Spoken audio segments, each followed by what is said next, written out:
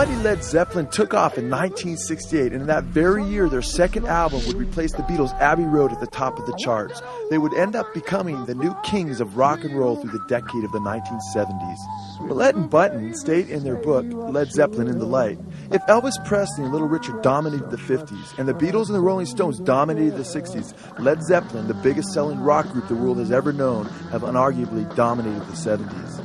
It is upon the guitar wizardry of Jimmy Page, the leader of Led Zeppelin, who Carlos Santana referred to as the Stravinsky of the Les Paul, that Led Zeppelin was built. Guitar World magazine, in their 2000 Millennium issue, stated that Jimmy Page is as giant a shaper of rock and roll as Chuck Berry, Elvis, and the Beatles. According to Richard Cole, Zeppelin's road manager, the story of Zeppelin selling their souls to Satan for power and fame actually got started with Page himself as he shared with groupies who were interested in his dark side.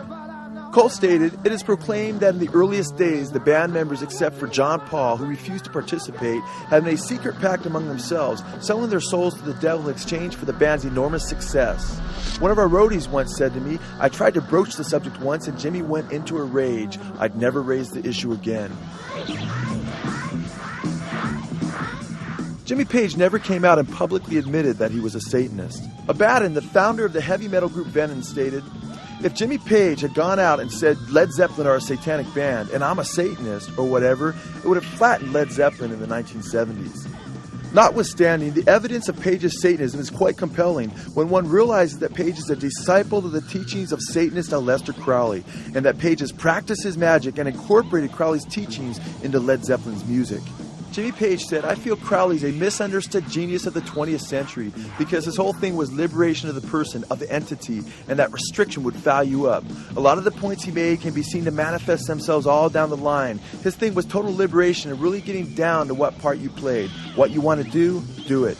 Jimmy Page admitted, "Crowley was like an eye to the world into the forthcoming situation. My studies have been quite intensive. I've employed his system into my own day-to-day life, and that is the way big names are made these days, not via the press or ready, steady, go."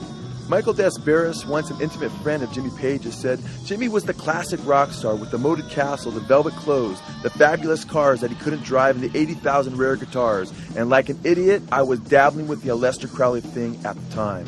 He went on to admit, "I used to go down and see Jimmy at Plumpton Place, and he'd pull out Crowley's robes, Crowley's tarot deck, all of Crowley's gear that he collected. I thought, this is great. It was so twisted and debauched, their whole thing. That is what Jimmy represented to me." Jimmy Page's obsession with Aleister Crowley was so great that he even bought Crowley's Boleskine house overlooking Loch Ness. Crowley used Boleskine as a type of satanic headquarters to summon the demons Thoth and Horus. Jimmy Page acknowledged, yes, it was owned by Aleister Crowley. Strange things have happened in that house that had nothing to do with Crowley. The bad vibes were already there. Page declared, of course, after Crowley there have been suicides and people carted off to mental hospitals.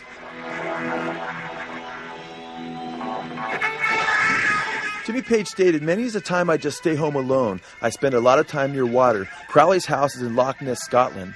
There were 2 or 3 owners before Crowley moved into it. It was also a church that was burned to the ground with a congregation in it." So obsessed is Page with Aleister Crowley and his Satanism that he even opened up his own occult bookstore called the Equinox, named after a publication by Crowley. This bookstore doubled for Jimmy Page as his own personal library. This bookstore ended up being the biggest occult bookstore in London. Jimmy Page said, "There was not one good collection of books on the occult in London, and I was tired of having to go all different places to get the books I wanted." Here we see an advertisement for Jimmy Page's soundtrack that he did for Satanist Kenneth Anger's film promoting Satanism called Lucifer Rising. Kenneth Anger ended up turning down Page's soundtrack, calling it too somber and morbid even for him as a Satanist. As we've seen earlier in this presentation, that he ended up going with Manson family murderer Bobby Beausoleil's instead. On the cover of the CD jacket, we see Jimmy Page, the sorcerer's apprentice, gazing admiringly at Satanist Aleister Crowley. The music you hear in the background is actually from the CD under discussion.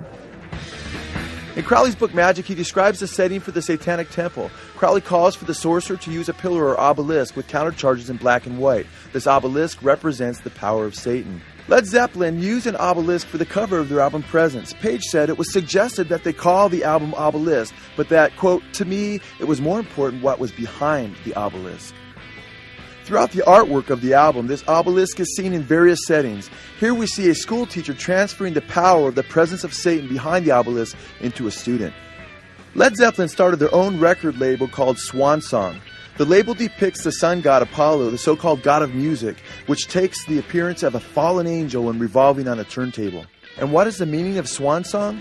Robert Plant admitted, quote, "The name Led Zeppelin means a failure, and Swan Song means a last gasp, so why not name our record label that?"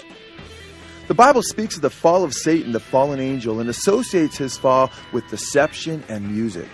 Crowley also refers to the divine swan in his writings, and he writes, "And the wild swan sings, and my heart sings." Satan is aware that he is doomed to eternal punishment, and he seeks to pull as many people down with him as possible. He uses bands like Led Zeppelin to deceive the masses and bring them to hell. On Led Zeppelin's third album, Jimmy Page continued to promote Crowley's Satanism, right down to inscribing Crowley's sayings in the dead wax and the runoff matrix in the center of the album. Here we see Crowley's saying for summoning demons to do his bidding, "So mote be it." According to Zeppelin biography Hammer of the Gods, quote, "Jimmy was casting his spell," end quote. Jimmy Page relied on spells and dark satanic forces to ensure Zeppelin's enormous success. Here we see that Jimmy Page also had Crowley's saying, "Do what thou wilt," inscribed on the runoff matrix of their third album. Page would later admit that he wanted to put "Do what thou wilt shall be the whole of the law," but it wouldn't fit. He said, quote, "That was instructed but under a strict cloak of secrecy." Led Zeppelin's album Houses of the Holy sold several million copies, but what was the concept that Jimmy Page and Led Zeppelin were promoting behind the album? With several young children climbing up a mountain. Aleister Crowley taught his disciples like Jimmy Page through his book Magic to do several things backwards, including this statement, quote, "Let him learn to write backwards with either hand." Led Zeppelin did just this with their album Houses of the Holy.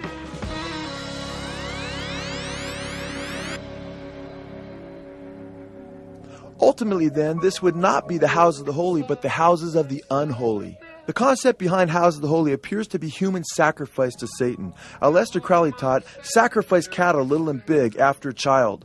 Mercy, let it be off. Damn them who pity. Kill and torture. Spare not. Be upon them." He said the best blood is that of the fresh blood of a child. The incredibly wicked Aleister Crowley, who himself admitted sacrificing many babies, said this, quote, "But the bloody sacrifice, though more dangerous, is more efficacious, and for nearly all purposes human sacrifice is best." He also taught, "The animal should therefore be killed within the circle. For the highest spiritual working, one must accordingly choose that victim which contains the greatest and purest force. A male child of perfect innocence and high intelligence is the most satisfactory and suitable victim." In Zeppelin's song Houses of the Holy from their Physical Graffiti album, Led Zeppelin tells their fans that they should let the music be their master, and will they heed their master's call? And then they state, "Satan and man."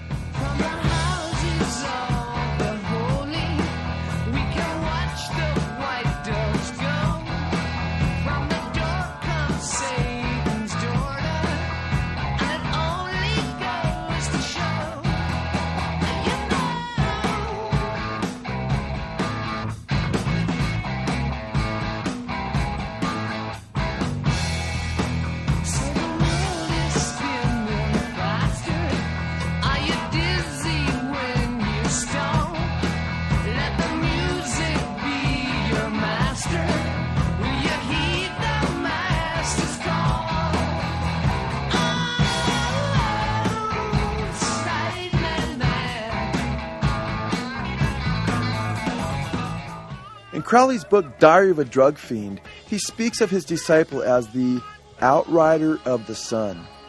After the death of John Bonham, Led Zeppelin disbanded and Jimmy Page came out with a solo album. What did he call it? Outrider. Aleister Crowley often used the sun as a symbol for Satan, the old serpent, or the devil. Zeppelin and at least two of their songs refer to the children of the sun. In Crowleyan terminology, this would be a reference to the children of the devil. Crowley also used the term soul for the symbol or the sign of the sun, or Satan. Soul thereby being a reference to Satan. Page named his studio in Windsor Soul Studios. Again, in Crowleyan terminology, this would be Satan Studios. Here we see Jimmy Page with his self-designed occult symbol Zoso emblazoned across his shirt. It is said that Page only ever revealed its meaning to singer Robert Plant. We can see, though, that the word soul, which Crowley used for Satan, appears when read both forward and backwards in the Zoso symbol. In Crowley's book, Gems from the Equinox, Crowley instructed his disciples on how to invoke satanic powers. Here we see a picture of Aleister Crowley with a wand. Crowley taught that one was to use this wand and point to the 4 points of the compass to invoke satanic powers. Hail Satan! Hail Satan! Shemham Farash! Shemham Farash! Hail Satan! Hail Satan! Crowleyan influenced Anton LaVey taught his satanic disciples in the Satanic Bible to invoke Satan by doing the following.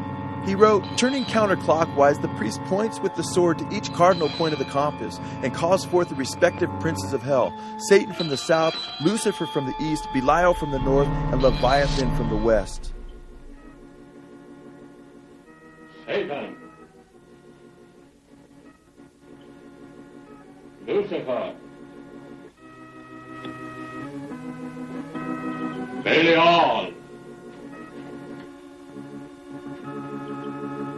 Leviathan, Shemham Farash, Shemham Farash. In the name of Satan, ruler of the earth, king of hell, come forth from the pit, bestow the blessings of hell upon us. For we are your children, and we invoke thee this night. We have already seen that Page admitted, I've employed Crowley's system into my own day-to-day life, and that is the way big names are made these days. Crowley's system was to establish contact with demons, spirits. The biography Hammer of the Gods states that Jimmy spent his days in his suite with his shades drawn and candles lit. He spent his days and nights wide awake, holding his guitar, waiting for something to come through. Here we see Jimmy Page practicing Aleister Crowley's magic on stage in front of his fans.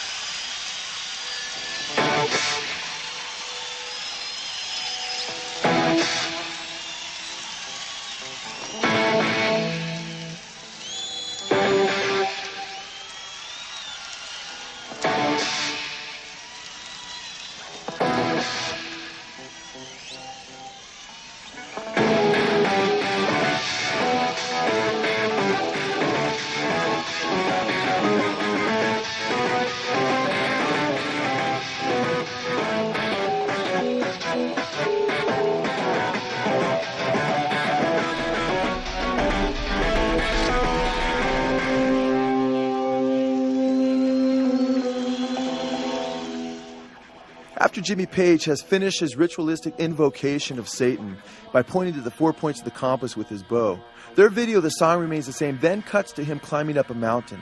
What is his destination?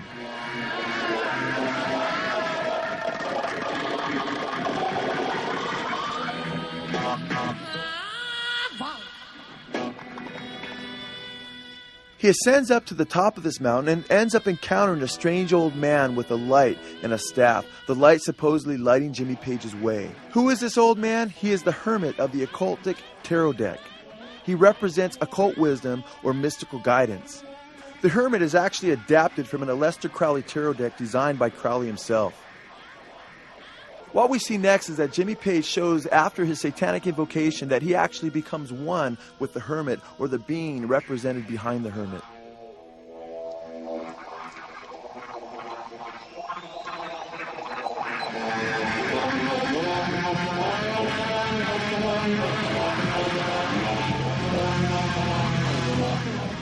The hermit and Page, who are now one, waves his sword above his head as Page was waving his bow over his head at the end of his invocation.